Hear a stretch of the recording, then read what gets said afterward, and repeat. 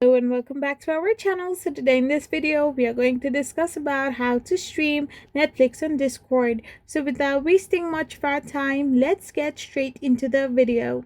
So note that streaming Netflix via Discord may violate Netflix term of use. However, you can simply proceed it on your own private responsibility. So currently, Netflix has also banned share screening by sharing a blank space or a blank screen while you stream it. But if you really want to stream your Netflix, you can simply have a Netflix account or a Discord app, which needs to be a desktop version rather than the app itself.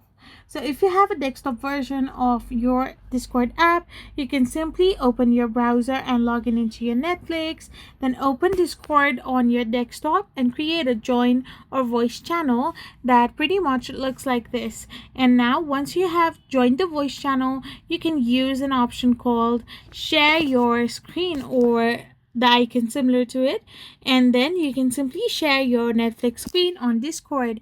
I hope you found this video helpful, so don't forget to hit that subscribe button and do give us a thumbs up. We will be back again with more informative videos.